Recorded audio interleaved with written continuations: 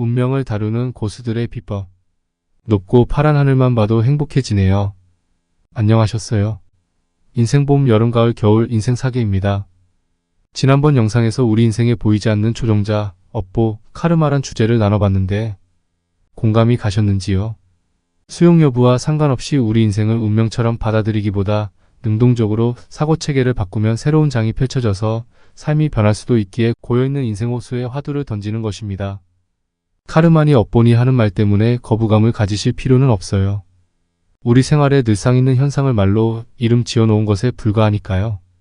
오늘은 카르마란 말이 어디서부터 나왔는지와 우리 삶에 긍정적으로 적용한 여성분의 예화도 들어보고 카르마를 어떻게 해소하고 다룰지 이야기 나누도록 해요. 잠깐 구독, 좋아요는 감사와 사랑입니다. 자, 그럼 시작해볼까요? 카르마라는 용어의 기원은 고대인도 베다 시대의 사제들이 치루는 제사의식에서 왔습니다. 이 단어는 행동, 행위 또는 업적을 의미하며 실상은 우리 일상생활에서 하는 일반적인 행위와는 아무런 상관도 없는 사제에게 한정된 제사 용어라고 보는 게 맞아요. 카르마 개념은 시간이 지나면서 다양한 종교와 철학 체계에서 변형되고 해석되었지만 여전히 원래의 의미를 유지하며 삶의 원리를 설명하는 중요한 철학적 사상으로 남아있어요.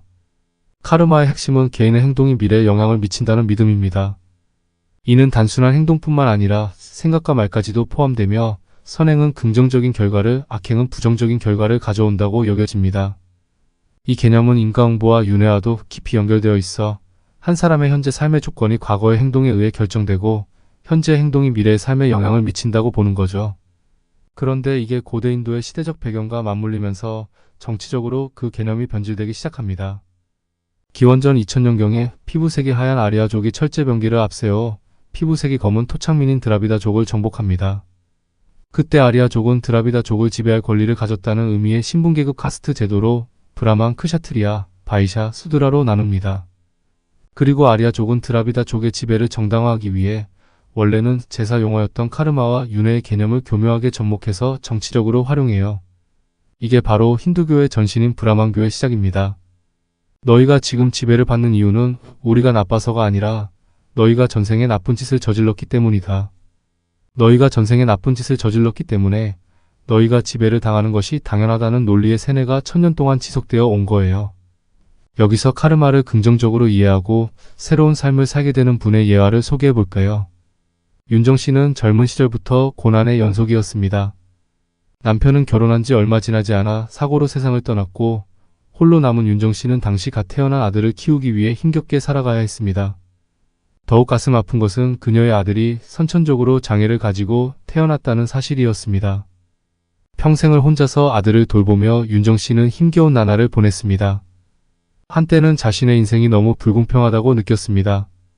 남편을 잃고 장애를 가진 아들을 키우면서 윤정 씨는 끊임없이 신세한탄을 하며 왜 나에게만 이런 일이 생기는 걸까? 라는 생각을 버릴 수 없었습니다. 노년이 되어 병약해진 몸으로 여전히 아들을 돌보며 하루하루를 살아가는 윤정 씨는 더 이상 인생에서 기쁨을 찾을 수 없었습니다. 동네 사람들조차 그녀를 동정했지만 그 동정조차 윤정 씨에게는 더 큰 슬픔으로 다가왔습니다. 어느 날 오래된 친구가 윤정 씨를 찾아왔습니다. 친구는 그녀에게 오랜 시간 동안 카르마에 대한 이야기를 들려주며 혹시 내가 겪은 이 모든 불행들이 이전 생에서의 카르마 때문일지도 모른다고 말했습니다. 윤정 씨는 처음엔 반발했습니다. 내가 무슨 죄를 지었길래 이런 고통을 받아야 하는가? 하지만 친구는 그 의미가 벌이 아니라 배움이라고 설명해 주었습니다. 윤정 씨는 그날 이후 카르마에 대해 깊이 생각하기 시작했습니다. 그녀는 과거를 되돌아보며 자신이 이전에 어떤 행동을 했고 그 행동들이 지금의 삶과 어떻게 연결되어 있을지 고민했습니다. 윤정 씨는 깨닫게 되었습니다. 자신이 어릴 때부터 남을 쉽게 판단하고 남보다 우월하다는 마음을 가졌던 것을 떠올렸습니다. 그녀는 남의 고통에 공감하기보다 자신의 상황이 더 나아 보인다고 스스로를 위안했던 적이 많았던 것을 인정하게 되었습니다. 그리고 비로소 그녀는 깨달았습니다.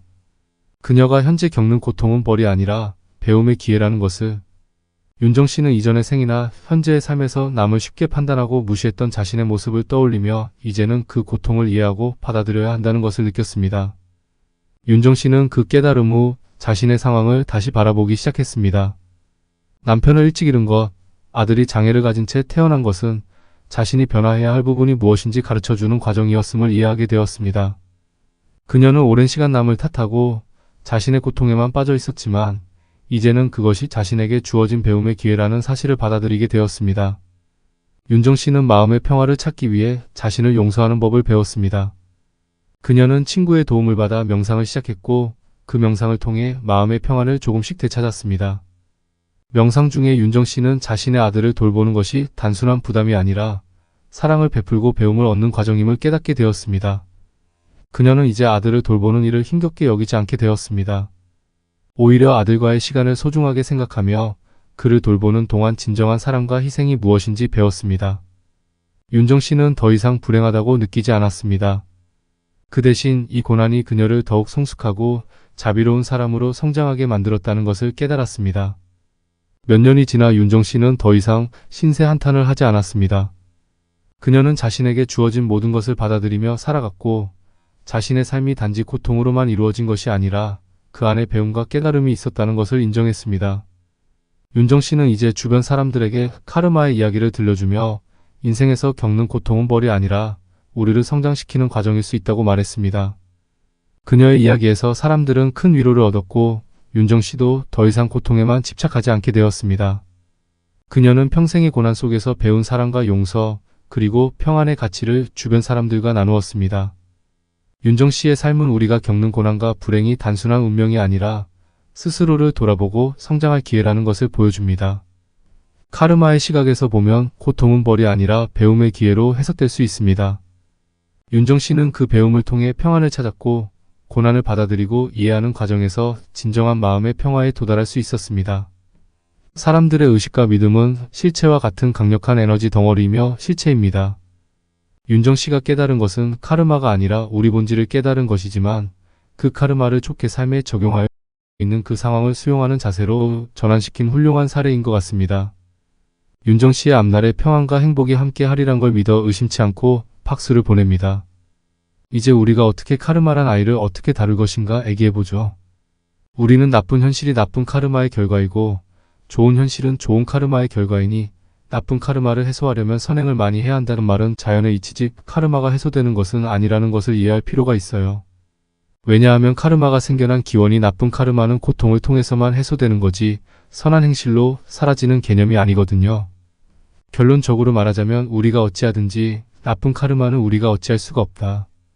고로 깊이 생각할 필요가 없다는 겁니다. 그러면 맘대로 악행하며 살아도 된다는 말인가 하고 의문이 들 수도 있잖아요. 뿌린 대로 거둔다는 자연의 이치와 카르마를 혼동하셔서 그런 생각이 드는 거예요. 지금 이 땅에 사는 우리는 카르마라는 걸 생각하지 마시고 자연의 이치나 기독교, 불교 등 종교에서 말하듯 선한 생각과 말과 행동으로 나와 이웃에게 사랑을 나누며 사는 것이 정답입니다. 설령 신의 운명으로 원치 않는 카르마가 닥쳤다고 쳐요. 그럴 땐 당황하지 마시고 이걸 보내셨군요 하고 그저 받아들인다면 굳이 카르마를 애써 제거할 이유가 없잖아요. 그냥 카르마를 수용하면 되니까요. 우리에게 중요한 건 카르마가 아니에요. 우리의 영적 깨달음입니다. 삶을 선하게 살고 싶다면 하나님의 은혜, 인과응보, 연기법, 끌어당김의 법칙과 같은 진짜 아름다운 가르침들을 적용해서 삶을 더 의미있고 행복하게 살아도 되거든요. 결론입니다. 카르마는 머릿속에서 어떻게 한다고요? 네, 맞아요. 지우면 됩니다. 그리고 내게 오는 원치 않는 상황들은 어떻게 한다고요? 그렇죠. 그냥 받아들이세요. 그 상황은 좋고 나쁜 게 없어요. 나쁘다, 좋다를 느끼는 우리의 감정만 있을 뿐인 거죠. 그럼 우리 안에 길들어지지 않는 감정이란 망아지는 어떻게 다뤄야 할까요? 그건 다음 시간에 나누도록 하겠습니다. 여러분들의 카르마에서 해방된 자유로운 삶을 응원합니다. 여러분 한 분 한 분 몸과 마음의 건강과 평안을 기원하며 인사드립니다. 인생봄, 여름, 가을, 겨울 인생사계였습니다. 감사합니다. 그리고 사랑합니다.